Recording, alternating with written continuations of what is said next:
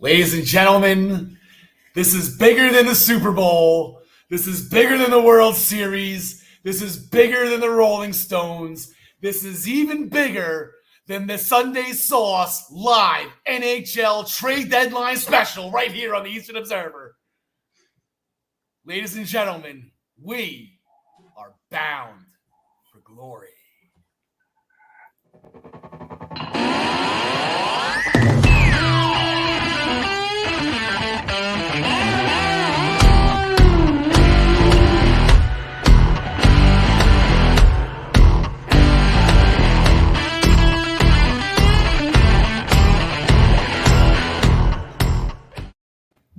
Ladies and gentlemen, welcome back to the Essential Wrestling Podcast. Today is a special day. It is the Bound for Glory Pick Special. It's their version of WrestleMania. As I said before, bigger than this, bigger than that. This is their biggest show of the year. We like to give shows like this their proper due. So for the 18th time, Bound for Glory will be on air tomorrow night. Friday night going up against SmackDown. I forget it. This is a positive show. It's a positive show, even though it's on a Friday night up against 5 other things. This is great. On the bottom part of our screen, the first ever PWB champion, the living legend, John DeConnie. John DeConnie, happy Bound for Glory to you, pal. Likewise, sir. Very excited to be here. Very excited for this pay-per-view.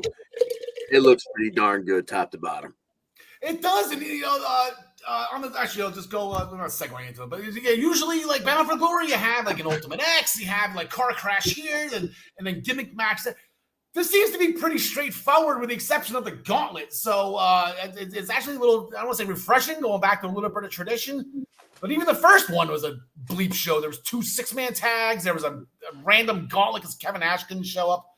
It was such a great show. On the top part of our screen with me, as always. And number 4, John Smith. John, happy Bound for Glory. I believe this is your third Bound for Glory, right? You kind of hopped in on the Impact wagon a little late. Happy Bound for Glory to you.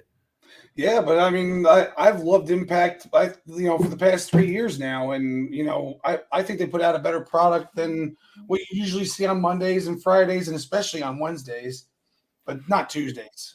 Not Tuesday. Tuesdays are fun. Yeah, Impact is probably it's like they don't take themselves too seriously, and that's what I love. Like I said, the IWPF, just for that the next pay-per-view they're doing, actually not the next one, I think they're doing Overdrive or whatever it's called next, but the one after that, Thanksgiving weekend, it's just going to be so much fun. And I think the wrestlers are happy.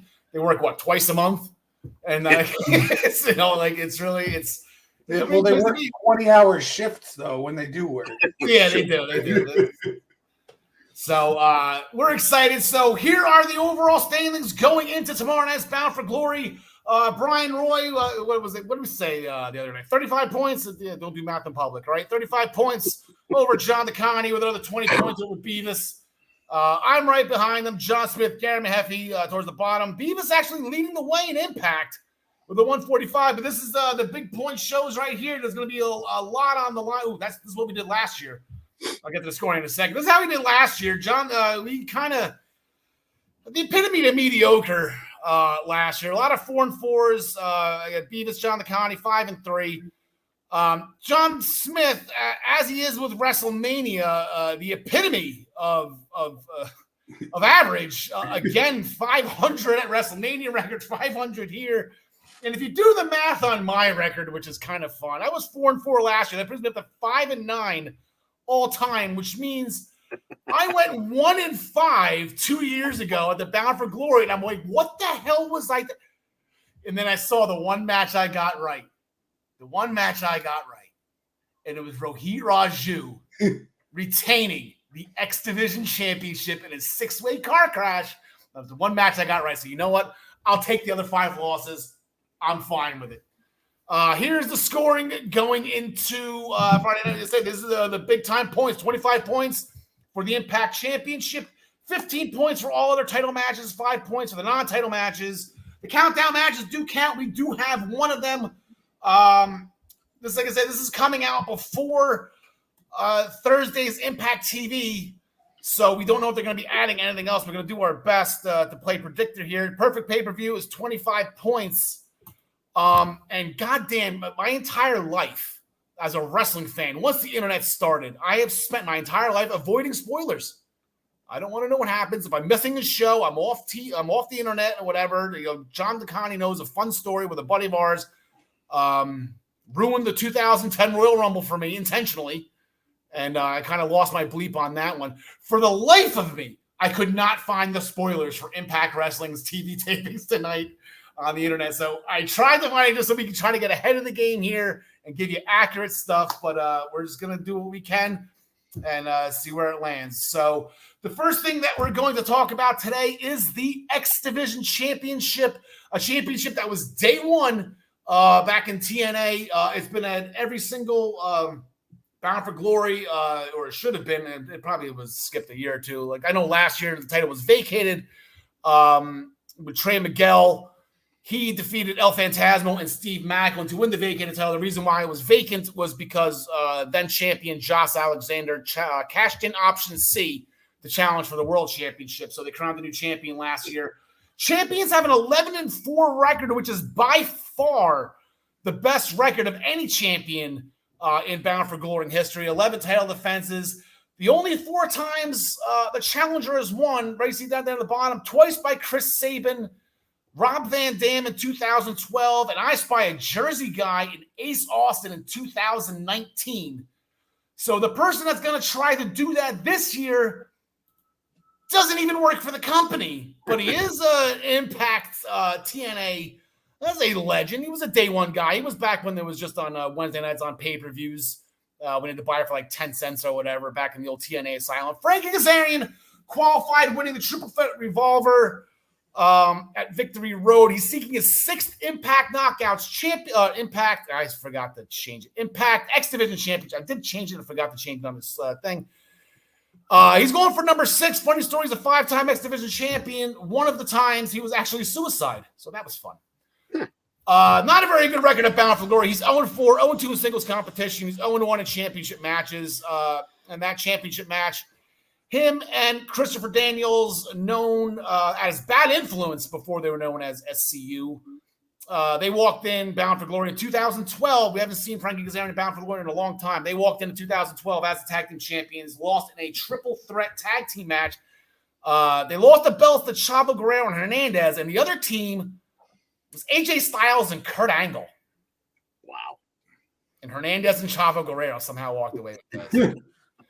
But here is our reigning, defending X Division fighting champion. He has been champion since Slammiversary when he won an Ultimate X match. Ace Austin was the champion at that point in time.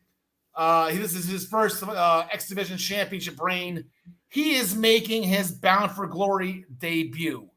So this is the match that we have. According to Impact.com, I'm going to read their little blurb here. At Victory Road, Frankie Kazarian outlasted 7 other competitors to win the return of the Triple Threat Revolver, earning him a coveted X Division title opportunity at Bound for Glory. Meanwhile, Mike Bailey continued his trend-setting reign as X Division champion when he defeated Ring of Honor standout Delirious the very same night. Now the two are on a collision course for Albany, New York, where they will face off for the richest prize in the X Division. Speedball has been setting the world on fire with his willingness to defend against anyone, anywhere. But as a pioneer of the X Division and a worldwide wrestling superstar, Frankie Kazarian will stop at nothing to capture the gold for the 5th time. I say he was suicide. This is 6th. It's good that Impact is keeping kayfabe up on that one. Who will reign supreme in what can only be described as an X Division dream match for the ages? Now, I'm going to throw a wrench in this real quick because tonight, Thursday, on Impact TV, Frankie Kazarian has a one-on-one match with Kenny King. And you kind of think if Kenny King can somehow sneak in a win here, will he get added to make this a triple threat at the last minute? We're at the buzzer here, boys. We'll just do it one-on-one for now, but if you want to throw in a wild prediction for Kenny King, you are more than welcome to. So John DeConnie, as our senior Impact correspondent, normally going to let you pick first, but John Smith being the speediest of speedball fans here. I would think I'm the balliest of speedball The fans. ballsiest of speedball. You know me. I think speedball is the next big thing in wrestling. I don't think he's going to slow down. I don't think whether it's just Frankie or it's the two of them. I like speedball to win this. And you mentioned option C before when you were talking about Josh and everything. I would love to see option C happen, and not now, not this pay-per-view, but Yeah. I'd love to see Speedball go after the world champion at some point because I don't think anything can stop his rise to the top. Wow, that's high praise, John DeConnie. Indeed. Yeah, if like you set it up, if Kenny King was in this, I would be really, really hesitant because I think we talked about it either this week or last week. It would almost make sense to have, you've got the Honor No More head honcho going after the world title. Yeah. Their tag team are the tag champs. They're defending. It almost doesn't make sense not to have Kenny King going after this one so that there's at least the threat of them walking out of there with all this gold. If it remains one-on-one, I think this is just the winner is us match of the night, and Kaz is there to make for a fantastic match, but no chance in hell Bailey's losing. Yeah, this stays one-on-one. I got Speedball as well. I don't remember what I wrote in my article. I know I have Speedball. I was writing a lot of stuff on the trade this morning. Yeah, it's just that record, that 11-4 record. Kenny King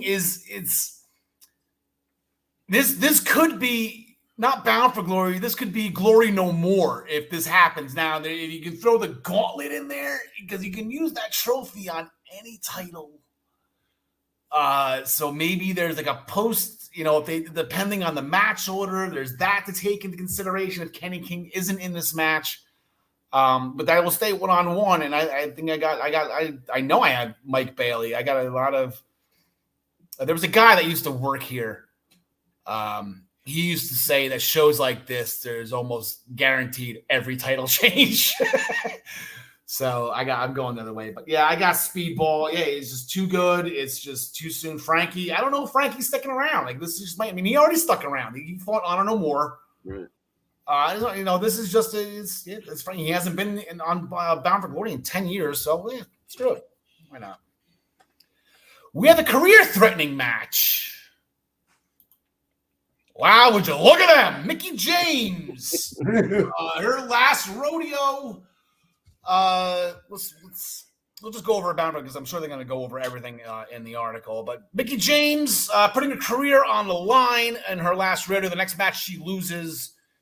She will retire. She is 1-for-1 at Bound for Glory, and I do not want to talk about that win last year where she surprised everybody. I think they're on Tiana Perazzo to win the Knockouts Championship. She chose Mia Yim as her partner. This is as a very Ric Flair versus Shawn Michaels feel to it. According to Impact.com, Mickie James is on a quest to prove that she can still go toe-to-toe. Let's put that one up there. There we go. She can still prove toe-to-toe with the very best in the Knockouts division as she works her way through the ranks towards another Knockouts world title opportunity. James has vowed that her next loss will bring her career to an end. At Victory Roads, James kept her last rodeo alive with a hard-fought victory over Giselle Shaw. Earlier in the night, Mia Yim had an incredible showing in the return of the Triple Threat Revolver, becoming the first knockout to ever compete in that match type. Impressed by her performance, James challenged Yim on the biggest stage of the year, Bound for Glory. In a match built on respect, will James prove while she's still one of the greatest knockouts of all time? Or will Yim triumph and bring an end to the legendary career of Hardcore Country? John Connie. Okay, a couple things. Sorry, I didn't mean that to be a double entendre, but a shout out to Double Stick Tape for that last shot. Big ups. As far as this match goes, it would be a very nice circle in one regard that Mia Yim's first professional match was against Mickie James. For Mickey's last to be against Mia Yim, there would be some kind of symmetry, some kind of, beautiful completion there. However, I believe Mia Yim was only on a short-term deal, and her deal is up like this week or maybe by the end of this month. So I think this is kind of her. Yes, exactly. I believe this is kind of her getting in another high-profile match to put on her resume, but I don't think she necessarily has to be on the winning side of this one for it to make a nice, for it to stand out on her resume. And quite frankly, I don't think Mickie James goes out without at least getting to that, Mike Tyson level. So I'm going to say Mickie James moves on. She wins here. She keeps rolling. The rodeo rolls on. John Smith. Who's Mia playing the part of this time? Like Bald Bull or what? Yeah, I don't want to do Don Flamenco here because all you gotta do is just left, right, left, and then it's just, Mia's gonna be a little tougher than that. It'd be more like left, right. Yeah. Isn't that like in a Naked Gun movie or something? I'm gonna. What's that? The Fembots in Austin Powers. Yes, that's what it was. Smoke out your Japanese. It would be very Impact for them to have Mia Yim retire, like the biggest, knockout in Impact history. But I don't think they're going to do it. I don't think Mia Yim is high profile enough to be ending Mickie James's career when it's all said and done. Maybe I think that's something for Tiana Perazzo to do. Oh my God, I would. Oh my God, yes. Eventually. The hell Mickie has put her through, yes. Right. So, I mean, that's some long-term storytelling right there. So, yeah, I'm going to go with Mickie to keep her career moving on. And, we'll have this discussion, I'm sure, before the next pay-per-view. Mickie James is such a bully. All she does is bully Tiana. It's awful to see. There's wild prediction. I want to see it. I want to see Mickey's in the corner, all disheveled after a long, maybe like a 10, you can go 15 minutes with these two easily. Dazed in the corner, about to stand up. Now Mickey's on her knees, looking at her, ready to put the dukes up. Let's go. And Mia Yim just says it. I love you. And then when she goes in for whatever, Mickie just grabs her, hits the Mick DT. 1, 2, 3, and Mickie James moves on. But I want them to call it back. This is the same thing. Like I want tonight on Impact, I want Mia Yim to call her Old Yeller. Like we still have one more shot at that. Like Old Yeller, who are you calling? So it's like you can just have fun with this. That's what Impact does. What they're known for. It's not poking fun at it. It's actually paying tribute to it. So that's kind of how I want to see that end, but I think that might be a little far-fetched. But yes, I have Mickie James going on. I think Mickie James, whatever. What is January Hard to Kill is their next big show? Maybe she finally gets her championship match then, and that's when she calls it a day. I don't think she can go. I don't think Down for Glory is like the end all for her. I don't even think Slammiversary would be the end all. I think maybe Hard to Kill would be a good spot for her. She could end up winning the title still too. She could, yeah. And then once the title's gone, and then she's gone. So we're going to talk about our first championship match. It's going to be on the Countdown show. So it doesn't count towards records, but it, for Bound for Glory history, because I don't do kickoffs or buy-ins or my Sunday Night Heat or whatever, but it will count for points. This one, after retaining his digital media title against Bhupinder Gujjar and Crazy Steve, the former of which in a ladder match, Brian Myers demanded more competition with the belief that he has elevated the digital media title to become the most prestigious championship in all of Impact Wrestling. Myers laid out an open challenge to anyone from anywhere who will step up to the most professional wrestler for a shot at the Digital Media Championship. Before we get to this, John DeConnie, I would like to wish a happy birthday to the Digital Media Championship because it was at Bound for Glory last year on the Countdown show. It was when we crowned our new champion. It was a 6-pack challenge. It was actually 3 men versus 3 women. Yep. And Jordan Grace on the pre-show, on the Countdown show, became our first ever Digital Media Champion. It's been a fun ride ever since. This has been a fun title. I think it could stick around a lot better than the Legends title or the Grand Slam title or there was another one and I can't think of what it was. It was just terrible. But Mountain. This one's sticking. I like this one. You can have fun with this one, John McConney. So I guess let's throw darts here. Who do you got as his opponent? Do you have Myers retaining? Is it CM Punk? I know you just blew up my big surprise. Oh, I'm sorry. This is a countdown match for this. Yes. Hey, Phil. Yeah, I got a championship match for you, actually. Yeah. A world championship, World championship. You like making headlines on the internet, huh? I got the title just for you. You got that blue check mark, right? Yeah. All right, so this is trying to avoid spoilers, which I don't think there are any out there for Impact. No, I tried 3 times. I did some Googling just to try and refresh my memory of who's possibly out there, and then cross-reference to see who had the blue check marks or not. Everyone from EC3, because God knows there's the only guys, his only pals in that company have left him, so he's kind of on an island there. Yeah. Jonah, who I think is still in Japan, Harry Smith Jr., who I don't even know what his last booking. I thought of maybe Joey Janela, Johnny, whatever you want to call him, Impact Mundo Morrison. Bring back the greatest music of all time with Willie Mack. Maybe even Jonathan Gresham, just because, now that he's on the outs with ROH and whatnot. And then I had a flash. Hockham's Razor. The easiest answer is often the correct one. Is this just Matt Cardona coming back from vacation and injury to take back his title? But you know what? That was the part of what I was going to say. Like he was actually the first person that came to mind. I'm like, oh, this is Cardona. Wait, they're friends. They're friends now. They have like a team name and they have a picture together on the website. Like it's. Yeah, but they hate players, I think they're called. Yeah, their whole thing from the minute Cardona came into the company was that Myers didn't want him around. They pretended not to like each other.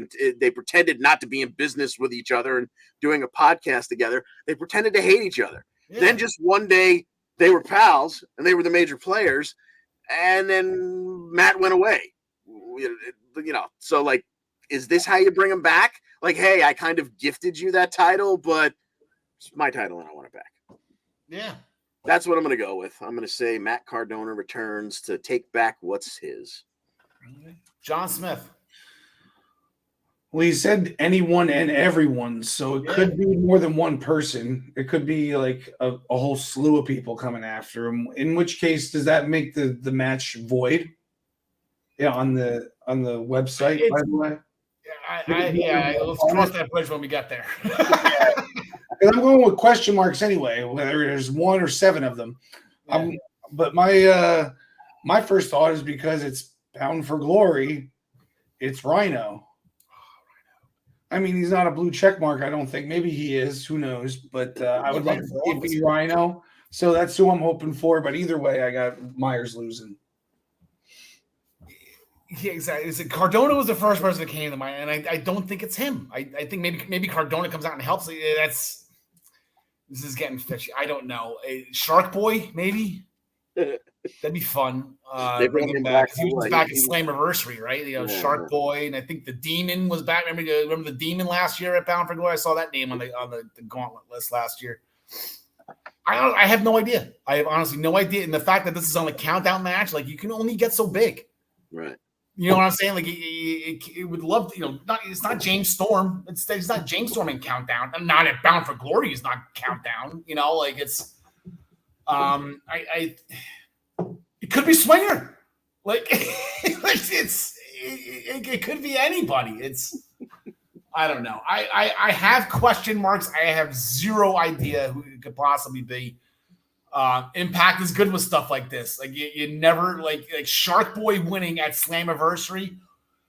Who the hell would have thought of that? You know, like whatever that battle royal. So I have no idea, but I think could be a woman too. It could be a woman. Oh, I just opened up that door. Damn it! It could be a woman. What are women about there? It's Kairi Sane. She swings in on a Eva Marie. She has a check mark. She definitely has a check mark. Jake Paul, right? Logan Paul's getting all this thing. Jake Paul goes to Impact and does his brother get the title before his brother does. And I digress. So the Call Your Shot Gauntlet. This is now the 1, 2, 3. This is the 4th year for the Call Your Shot Gauntlet. They've had stuff before. I remember they used to have tournament. They used to have like a 3-month tournament to go into Bound for Glory for something, and they've had the Gauntlet for the Goal, I believe it was called yesterday. But the Call Your Shot Gauntlet itself is 4 years old. This is the 4th year. Here are your prior winners. Moose won it last year, and boy, did he cash in on that quickly. He actually cashed in and became world champion that night. Rhino, it was 2-1. You know what? That was the. Speaking of another one that we all, I personally got it wrong. That was the one that Heath was supposed to win, got hurt during the match, and they called an audible during the match because Heath had to get out. And that caused his first, and Rhino ended up winning it. And then Rhino ended up joining Violent by Design. They won the tag team championships with their Call Your Shot. And here we go. Impact on the internet again. Eddie Edwards won in 2019. I couldn't find out what he cashed it in on or when he cashed it in on or if he was successful or not. So I'm sorry. I tried on this one. And you type in, Eddie Edwards 2019 Call Your Shot. It just says that he won the gauntlet. So don't know. I tried. Sorry. This year, though, Bound for Glory will once again host the Call Your Shot Gauntlet as the stars and knockouts vie for perhaps the most sought-after opportunity in all professional wrestling. Wow. Whoever survives this grueling 20-person gauntlet would earn a title shot of their choosing anytime, any place. Last year, Moose shocked the world when he called his shot, quote-unquote, called his shot, for an Impact World title match on the very same night, defeating Josh Alexander just moments after becoming champion. Who will win the series gauntlet, and what title will they choose to challenge for? So far, what we know is PCO, Rich Swann, Giselle Shaw, Heath, Bhupinder Gujar, Bobby Fish, Moose, Steve Macklin, and Sami Callihan, who apparently, I guess, is going to be cleared after a broken orbital. Good job, Sami. Have entered the gauntlet, and more competitors will be revealed over the next week leading into the big event. And he was mentioned before, but let's just give him his proper due right now, because Rhino, the man beast from Detroit, Michigan, the last ever ECW champion, the man who made the most significant impact in tables, ladders, and chairs too. Rhino, who went 24 hours without food and water and daylight before the first Bound for Glory to defeat Jeff Hardy, Sabu, and it's slipping my name. I forget. It doesn't matter. He won a fatal 4-way Abyss Monsters Ball match. Then went on to win a 10-man Royal Rumble match to become #1 contender to go on right after that and defeat Jeff Jarrett to win the NWA TNA Championship at the first Bound for Glory. Rhino, the man beast from Detroit, Michigan. He is due back. He better be back for this. I'm going to, the winningest competitor in Bound for Glory history with 7 wins. I think the next person behind him, it was like Samoa Joe and a couple other people with like 5. So he's got like a 2-win lead here. So Rhino, let's put him in let's pretend here. John Smith, who do you got? Oh my God, I don't even know, man. I mean, amongst the people you had that they have in the picture, Heath pops out because he has a thing with Eddie. So if Eddie ends up winning, then he could go after Eddie with that. Any of the three, Sammy, Moose, or Macklin, because they got that whole thing going on. But I think they're just going to basically take each other out in that thing, even though it's a gauntlet. It's just one-on-one. But I think they're going to end up like beating the crap out of each other. So now this is like Rumble style. Like this is until the end. Yeah. Yeah. It's Rumble till you get down to 2. Then it's a 1 full match. Okay, and does it start as a battle royal, or do they come in one by one? No, it's 1 by 1. No, it's a Royal Rumble. Okay, all right then. I'm gonna go with Heath then. I might be 2 years late, but I'm going with him. Yeah, right. Crap. I already got Rohit Raju right and the Call Your Gauntlet right. I gotta take the rest of else. Shouldn't have bet against Rich Swann. John Takani. Okay, so I really, really love the storyline that you started to lay out the other day, Al. So I'm going to let you explain it all. My second choice was Heath. I agree with John Smith because, as John said, he already has beef with Honor No More. So if Eddie wins, you got that. He's also got kind of this uneasiness with Josh Alexander because he's kind of been putting his nose in Josh's business a little bit. So you kind of have a storyline there. And if you wanted him not even to go after the world title, we all hope Rhino's on his way back. Him and his buddy could now go after, once again, because assuming Honor No More retains, OGK retains, they could go after the tag titles. Yeah. So all that being said, I'm going to go with Heath, depending on what happens on the actual Impact show to maybe change our minds. Unless Macklin comes out in the war paint because, that's like Demon Finn Balor. He doesn't lose. Like I said, this is where the Demon, speaking of demons, the Demon did appear in this last year. So look for some surprises. Like Cowboy James Storm appeared out of nowhere last year. The Demon, I'm sure Johnny Swinger is going to make his way into this. Zicky pushing him down. It's going to be a lot of fun. The knockouts are going to get involved. I think I would like to see. Oh, this would have been fun for Masha Slamovich to win. A woman's going to win this eventually. Yeah, I feel like I don't know if it's going to be this year because I don't think with the matches that there's already 3 women's matches and all the top women, like Lady Frost. Like, do they ever put women in this match in the first place? Oh yeah. No, the women fight in this all the time. Yeah. Oh, okay. Yeah, Giselle Shaw's in it. She was the first one that announced it. Giselle Shaw's in. All right, easy. Yeah, Gary kind of ruined it for me. I had this big surprise pick. How much fun would it be? And it's believable because the guy's a monster. PCO. If PCO wins either way with the main event, let's just hype it. Eddie Edwards wins. Now Eddie's really going to be on PCO because now Eddie's got to watch his back right there. He's going to jump him. Like, there's no way. Like, give me the trophy. Lock. It would almost be like if Sami Zayn had the Money in the Bank in the Bloodline. Like it was. That's where like we're almost going to get a preview of that. But if Josh wins, PCO, give me that trophy. PCO, give me that trophy. Give me the trophy. You didn't do nothing but lose. Whatever. You did nothing. I want that trophy. There's a lot you can do with this. There's a lot of fun that can be had, especially if the seeds are already there. That Eddie Edwards, for whatever reason, is just all over PCO. I don't get it. The guy went through shock treatment to prove that he took out Doc Gallows. Personally, took out Doc Gallows. Came back from the dead. Right. Jesus, what more does he have to do? So I'm going PCO. I like that pick. That would be very Impact. Yes, it would. And what is he, like 60? Like almost, I'm sure. Yeah. Like this would just be the cherry on the top of this guy's career. The guy fought at WrestleMania 10.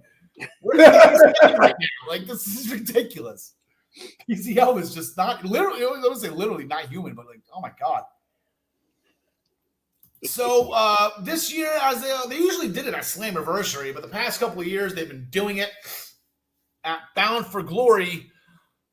This year, the 2022 Impact Hall of Fame inductee. The hardcore icon and worldwide wrestling superstar Raven is set to be inducted into the Impact Wrestling Hall of Fame. A former NWA World Heavyweight Champion, he joins the elite company of Sting, Kurt Angle, Jeff Jarrett, Earl Hebner, Gail Kim, Abyss, Ken Shamrock, and Awesome Kong as one of the most accomplished and influential names in Impact Wrestling history. It is written, therefore it shall come to pass. Quote the Raven, nevermore. Love it. The early stages of TNA, Raven was there from the beginning. I was at the very beginning. He was there most of the beginning. I just remember they built it. There wasn't paper. It was the weekly pay-per-views on Wednesday night. And you never know when a big match was coming or whatever. They promoted if it was big. For probably about a month and a half, it felt like it was forever. But Jeff Jarrett was the NWA champion then. And Jeff Jarrett could have got shot twice and then put a javelin in his throat, and he was still kicking at it too. It was impossible to pin Jeff Jarrett. He was champion for what seemed like forever. It was Jeff Jarrett versus AJ Styles versus Raven. And I thought it was supposed to be Raven's coming out. Like, Raven's finally going to do this. Because Raven's been chased for a while. Styles, they won that first ever X Division champion, the first ever NWA TNA tag champion, whatever. I mean, Styles done enough. You know, he's got these kids like 21. Like, he's fine. Like, he'll be fine. I'm done. Shane Douglas came out and just started brawling with Raven during that match. And ended up being an AJ Styles heel turn with Vince Russo to finally beat Jeff Jarrett. But I just remember, like, it was just Raven was such a big part of the early thing. So I'm actually happy with this. They just brought back the Clockwork Orange House of Fun match that Raven created. They just brought that back recently. I believe it was Moose and Sammy, right? Yep. So congratulations to Raven. You earned that one. Good work. Absolutely. The Impact Knockouts Tag Team Championships. This will be the third time they have been defended in Bound for Glory's history. There was a huge gap after they were created, a huge gap after Eric Young and whoever his partner was. Eric Young had a 430-day reign as Knockouts Tag Team Champions before they were retired for a while. They came back over the past 2 years. Last year was the first time it was defended since 2009. As you can see, in 2009, it was a successful title defense where Taylor Wilde and Sarita, I do believe Sarita is Zelina Vega, defeated the Beautiful People, Velvet Sky, and Angelina Love in 2009. I don't know what variation. I shouldn't say that. I said the Beautiful People. They had variations over the years. Last year, the Inspiration, aka the Iconics, they debuted in Impact. They debuted and they won in Impact fashion. They won the Knockouts Tag Team Championships over Rosemary and Havoc. This year, our defending tag team champions, Tiana Perazzo and Chelsea Green. Chelsea Green making her Bound for Glory debut. Tiana Perazzo, this will be the third time she has walked the aisle at Bound for Glory with championships around her waist. Both times before. The first time, I do believe she was supposed to be fighting Kylie Ray. Was that whole situation? And ended up being Su Yung. Yeah. That one, it kind of gave Tiana Perazzo a pass. Last year, kind of thought Mickie James is here just for a cup of coffee and a show. It turns out she stole the title from Tiana. And that whole feud started. That was a lot of fun that ended up, I do believe, in a barn somewhere. They will be challenged by the team of Taya Valkyrie, former Knockouts champion, the longest reigning Knockouts champion in history, and Jessica, who once known as Havoc, also a former Knockouts champion, also a former Knockouts Tag Team champion. As I just mentioned, she defended those belts last year. So, and I don't have the graphic for this one. If you just give me 2 seconds. There we go. Live TV. There it is. Okay, so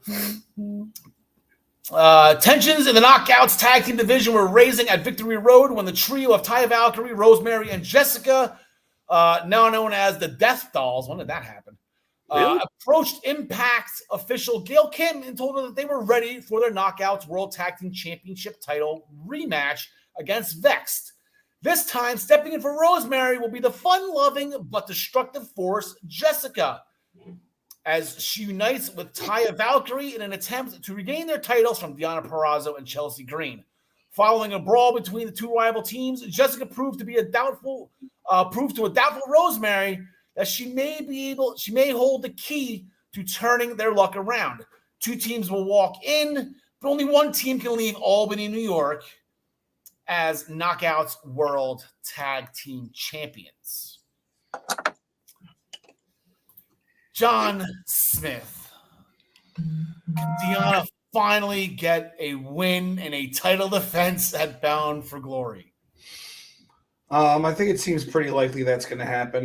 There's a lot of tension going on with the whole Rosemary and Jessica Havoc, or just Jessica situation. So I'm going to say that kind of comes to a head, or Rosemary gets involved, and but not in a good way on behalf of her team, and ends up costing them the title, and the champs retain.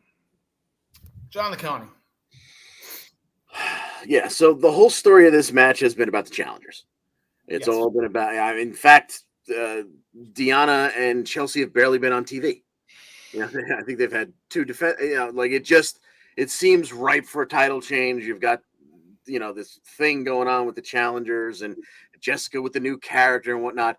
But then I looked up and down the card about the way I picked some of the other matches and went like, I still think it's too early to take it off of Vexed. And quite frankly, I don't want to see the titles taken off of Vexed.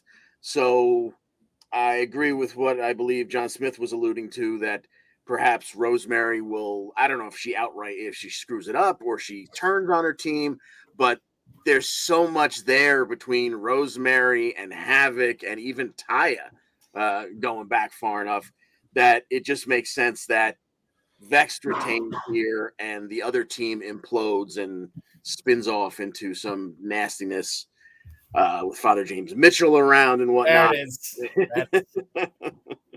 So give me Deonna and Chelsea retaining. Yeah, if the Sinister Minister was not involved, if Rosemary didn't go to him, I think maybe maybe Rosemary is going to try to. No, Rosemary wants this to stop. So whether it happens, the worst thing that could possibly happen is if that transformation happens tonight, or if that transformation happens like 10 minutes before the match starts and they get Havoc back, like Havoc. Mm-hmm.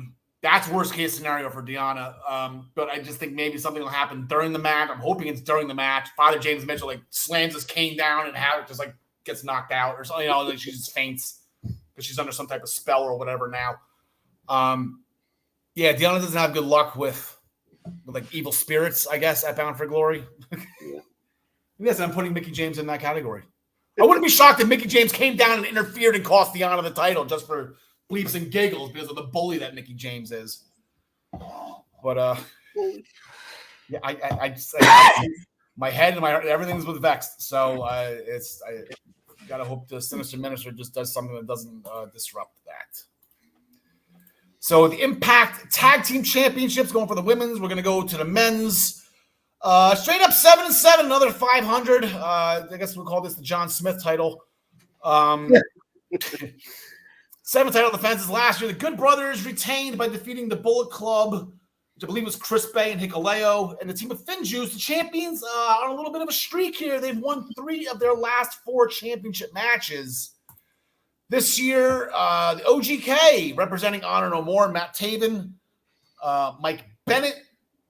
This is their first reign as Impact Tag Team Champions. They beat the Good Brothers a couple of weeks ago, about a month ago. On the Good Brothers way out. I guess that was the Good Brothers. They gave the belt to the OGK. As you see, Mike Bennett has been at Bound for Glory before. Back in 2016, he actually had a one-on-one contest and lost to Moose in that big feud. That was a fun feud when Mike Bennett actually brought Moose in. Then eventually Moose smartened up and realized that Mike Bennett was a D-hole and then kicked his ass. So that was a fun little story right there. And then the Good Brothers, the other team that they put over before they announced was the Motor City Machine Guns. And I had to take 3 looks at this.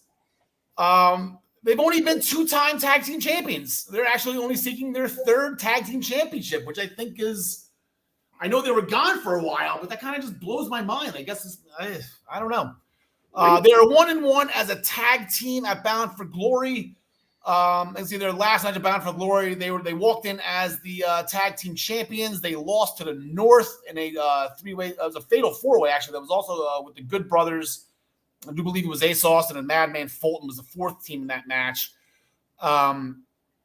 They walked in twice. Like I said, they walked 2020 back in 2014. I want to say.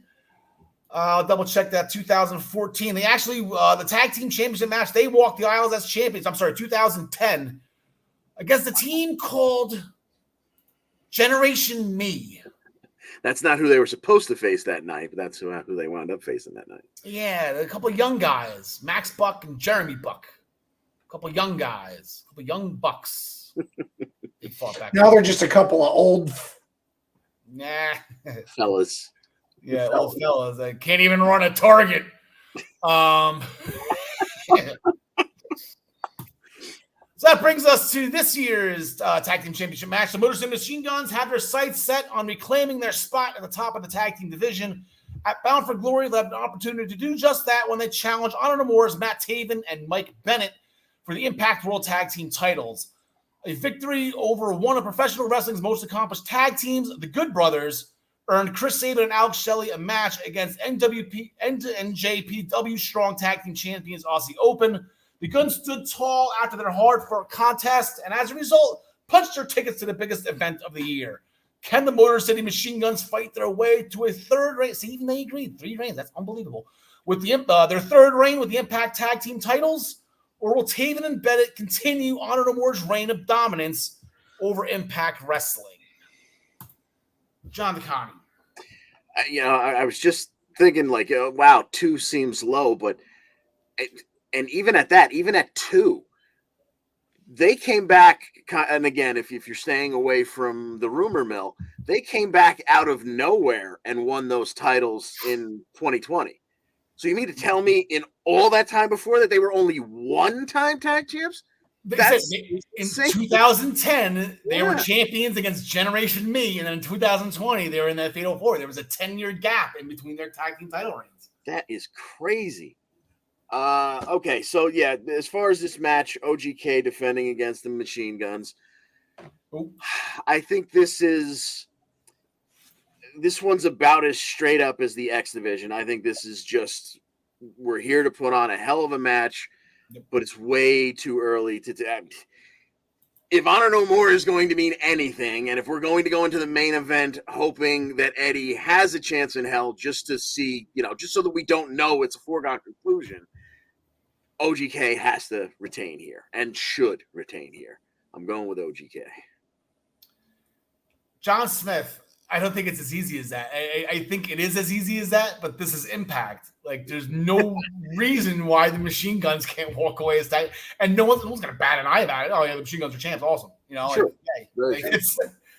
Nobody thought that they were going to win those titles 2 years ago. Yeah, they were just coming in to put over the North, right? Yeah, that's what they beat, right? You're trying to convince me to switch. No, I'm going to stick with the champs here. Honor No More should come out with a bunch of belts the next day, and that PCO thing works out in the favor. And Kenny King, if that happens, if they could all come out, that would like. But I don't think that this is happening, like them losing. So yeah. It's like this could be called Glory No More. Let's go like this would be actually, if that ends up happening and they win everything, like they pull an Evolution from 2003 Armageddon, walk in. Let's say not walking with nothing because they have the tag title, but walk out with everything. Tough mission accomplished. And that would be, if you really wanted to go like Evolution 2003. Then Kenny King would find his way in the day of, like Flair and Batista finding their way into the into the tag team turmoil that they weren't scheduled to be in and leaving as the champs. No, Ric Flair, that's the Ric Flair pull right there, though. Flair and Bischoff are like this. Hey, don't worry about it, Dave. We're going to be champs. Don't worry about it. I got OGK as well. I got so many title defenses, and this is going to just completely backfire. I'm going to go 1-6 again, or whatever the hell my record was 2 years ago. I got OGK. It's exactly this. The Machine Guns. They've been putting on clinics too. It's not saying they haven't earned it. Like if they won this, exactly, they've earned it. You know, Alex Shelley just put on what was that, 25 to 30-minute championship match with Josh Alexander like 2 months ago. Like unbelievable, great match with the Good Brothers. They just absolutely great. And like I said, this is a great match for the Bound for Glory history. You're talking about the WrestleMania history and the title matches or whatever. I enjoy all that stuff. All these championship matches do the history proud. So. This is going to be right up there with one of the best. So, I got the Kingdom. I liked how in the graphic, and I think I just deleted this. See if I can pull it back up real quick. I like in the graphic they actually call them the Kingdom. It's not the OGK. Yeah. So they, I like that the acknowledging. They really don't acknowledge the fact that they are the Kingdom. But what does that mean? That was their group in Ring of Honor. It was Taven Bennett, and it was somebody else. I forget who it was. Wasn't it? It was Adam Cole. Yeah. Adam Cole, Mike Bennett, Matt Taven were the Kingdom. And what does OGK mean? The original Kingdom. Yeah, because then the Kingdom went through about 15 other guys in and out. OGs. So. Yeah. Vincent was in the there was a whole there were the original like OG Gangsta, like the OGK, original Kingdom. The Knockouts Championship. This will be the 15th time. So it was 14, 15, the 15th time it's been defended at Bound for Glory. I believe this title was born at Bound for Glory as well. Happy birthday to the Knockouts Championship. Let me look that up real quick. Knockouts title. Yes, it was. There was a gauntlet for the gold back in 2007 that Gail Kim won. So happy birthday to the Knockouts Championship. That's so much fun how the Knockouts Championship and the Digital Media Championship both have the same birthday, and it's Rusev Day as well. Like, what are the odds of all of that on the same day? Crazy.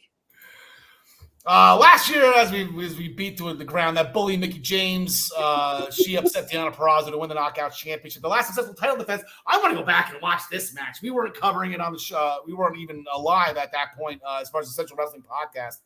Taya Valkyrie to Neil Dashwood back in 2019. I would love to go see that match. Oh, wow. Here is our reigning champion, Jordynne Grace. She's in her second reign as Knockouts champion. She won the title from Tasha Steelz back at Slammiversary. Bound for Glory really hasn't been kind to her other than winning the Digital Media Championship last year on the Countdown show, which is why that's not on her record. She is 0-2. Both matches singles competition. She's 0-1 in championship matches. That was she was actually in that Ultimate X match that Rohit Raju won. So this will be her first walk of the aisle as an Impact champion. The championship scramble. Yeah, that's what she Rohit Raju. Challenger Masha Slamovich. I believe before this picture, she was electrocuted. So scroll up. There we go. Masha Slamovich has been on an unstoppable tear since arriving in Impact Wrestling, destroying anyone and everyone who stood in their path. Following an impressive 14-0 win streak, Slamovich confronted Knockouts World Champion Jordynne Grace and handed her the ominous death warrant. That's what it's called, John DeConnie. A death warrant. It's not an invitation to brunch. It's a death warrant. But before she could lay claim to the number one contendership, Slamovich would have to defeat her go on to defeat former multi-time Knockouts World Champion Tiana Perazzo to secure her golden opportunity. The stage is now set for this monumental showdown between the two of the most intense, unrelenting knockouts of all time. Of all time already, Masha Slamovich. Unrelenting knockouts of all time. And something has got to give. John Smith, something has got to give. What's giving? Jordynne Grace will be giving up her title to Masha Slamovich. I think, I mean, Jordan's really come a long way the past few years since I've first seen her. But Masha, they're building her up to be just this unbeatable beast, like the female Brock Lesnar. It seems like so. Or let's be more appropriate here, a female Ivan Drago. Yeah, that's actually the first thing that came to my mind when I saw the picture of her with the electrocuted hair. I was like, Yep. yeah, she could be beating up somebody in a boxing ring 40 years ago. But no, I'm going with Masha. You know, I don't think they're going to do any Apollo Creed callbacks like Karrion Kross and Don't go down! Don't go down! Oh, does what's his name? Hanifan? What's his name? The Russians hurt! The Russians hurt! Masha starts bleeding. The Russians hurt! John DeConnie. Yeah. I mean, if this wasn't Bound for Glory, and if Masha was somehow a face as opposed to, and she's not really necessarily a heel either because she hasn't done anything, dastardly, but between she is the one handing out death warrants. I stand corrected, not invitations to brunch. If this was anywhere else, where if she was a face, you could see. I mean, she's 14-0. She's had 12 squashes. She had a nice 11 or 12-minute match against Tiana, and then this ill-placed, almost 20-minute brawl with someone we didn't even know. Monster K. Exactly. So if this was any other setup, I would say, okay, this is where she takes her first L. And then she starts making the climb back, and the second time around, she's chasing and blah blah blah. But as John Smith said, they have built her to be this unstoppable machine, and it is Bound for Glory. So it seems like that's the perfect place to crown a new, big time Goldberg-esque champion. And it sickens me to pick against Jordynne Grace, but it looks like it's Masha's time. Okay, so John, we'll go back to you then. It's a question for both of you, but we'll just go with the rotation, John Smith. So are you giving Mickie James's career to Masha Slamovich? It's a good question. No, I can see no, I still think it's Tiana. I think Tiana might end up, stealing that, being Tiana 2 belts for a little while. And then taking out Mickie when she gets to hers, then she can finally get a revenge against Mickie. That's gonna be a long ways down the way though, because Masha's on this undefeated streak. John McConney, Diana's not gonna beat her. Jody just beat Tiana. That's not gonna. I don't think they're gonna turn that back around. Are we giving Mickie James's career, the legendary career of everything? Mickie James, who walked down the aisle at the 2022 Royal Rumble with the Knockouts Women's Championship. Women's on the graphic. Yeah, I am of the belief that first of all, I'm of the belief that Undertaker's streak probably never should have been broken, but if it was going to be broken, it should have been someone like Bray Wyatt to break this streak and kind of pass the torch.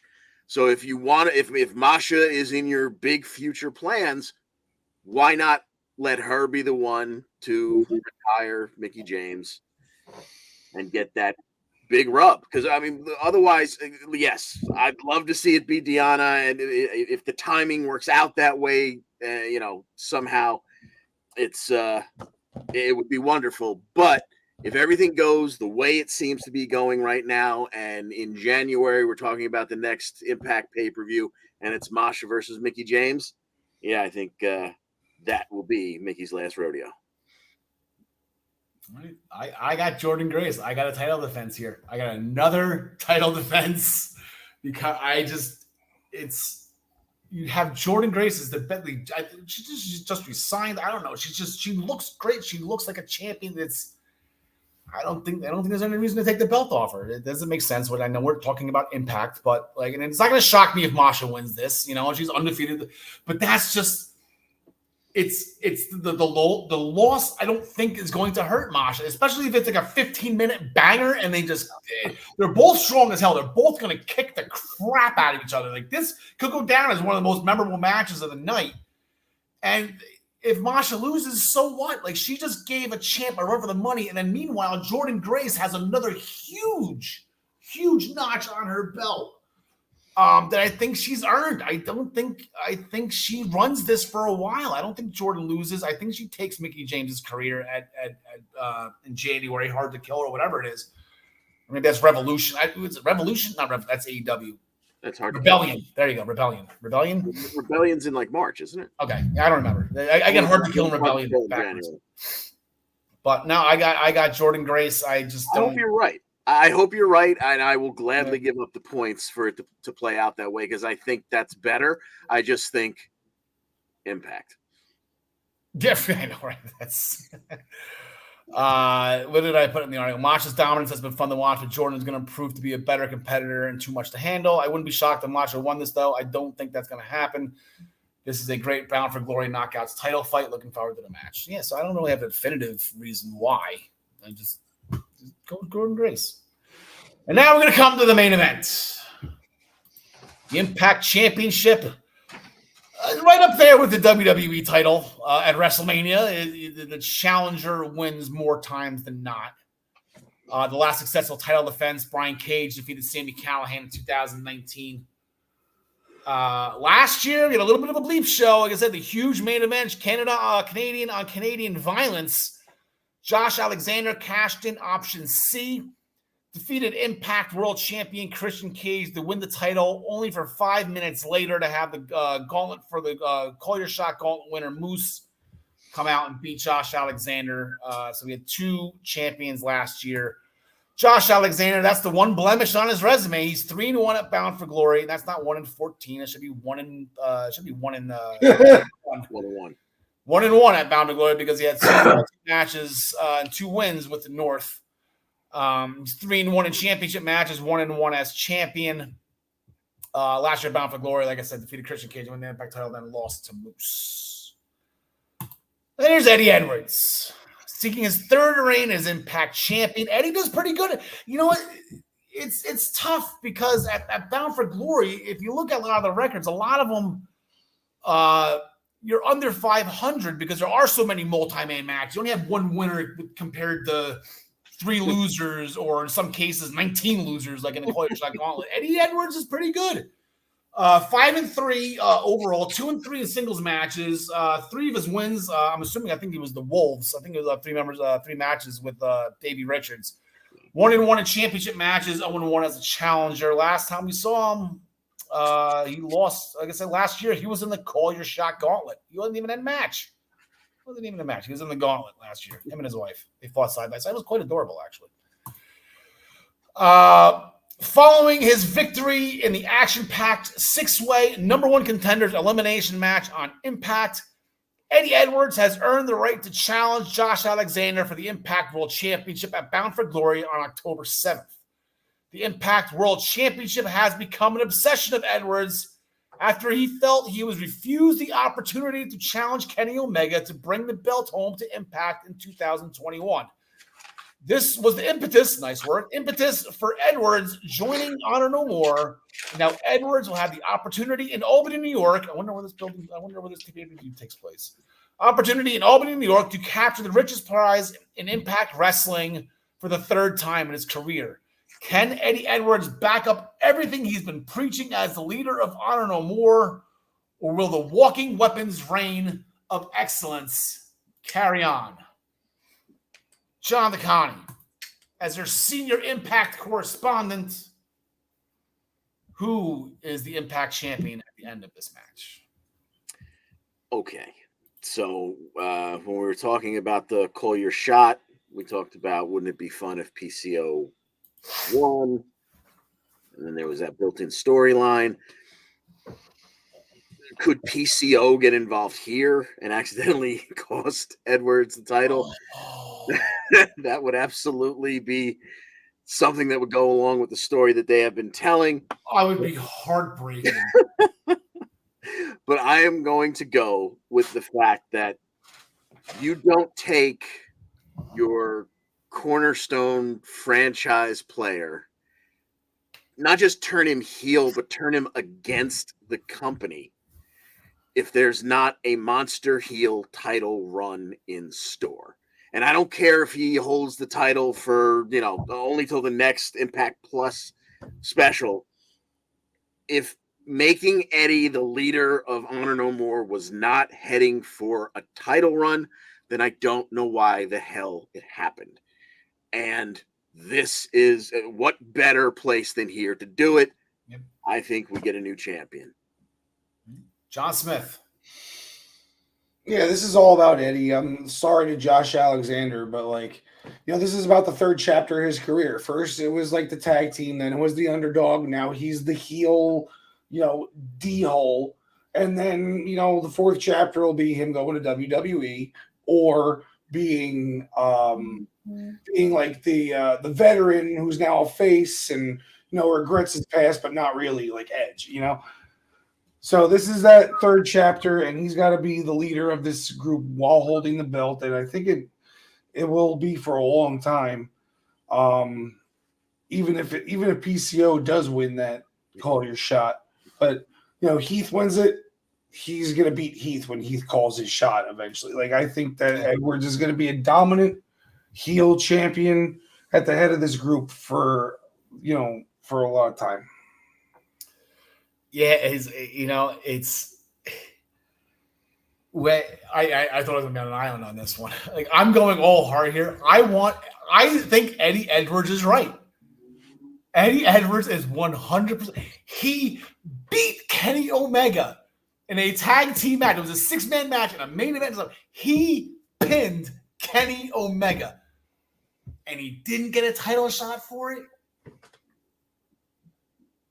No, Eddie is right. Eddie is completely justified for what he, in my opinion, I could be wrong. I love Impact, whatever it is. If I'm Eddie, I'm pissed. And you know what? Long-term storytelling. This, like I said, 2021. This is over a year now. Because Christian already beat Kenny Omega at this point last year. So we're talking over a year. Eddie Edwards has been absolutely fuming that he didn't get his chance. And this has to pay off for him. I want this so bad to pay off for him. So this is a heart pick. This isn't a brain whatever. I want Eddie Edwards to win this. I want to watch this on a replay. Exactly. Kenny King, I don't know. I'm happy with Speedball as next champ, but if Kenny King's gonna next champ, I'm fine with that. He weasels his way in there. But yeah, dude, if I'm right, yeah, PCO, the Kingdom, and Eddie Edwards. Oh, that was just this is Glory No More. They would got to rename this pay-per-view, Bound for Glory 2022, Glory No More. And the whole plan that they set out to do took a while to get started, but it paid off. They executed it at the end when it matters most. And this is where it matters most. This is it. You're exactly right, John DeConnie. Eddie Edwards can win. Eddie Edwards can lose the belt next month. Doesn't matter. He wins on the grandest stage, and he wins in the most memorable. No one's going to remember Overdrive 2021. We're going to talk about this next year. You're going to have that championship graphic that they're last year at Bound for Glory. Eddie Edwards defeated Josh Alexander, and it's in the record books forever. This is huge. So I'm going to be rooting hard for Eddie, and I hope he gets it done. So John Smith, overall, before we get out of here, let's get the announcements up. I'll let you think about it. I want to get your overall thoughts on how this show's going. We'll get some music going, and we're going to get some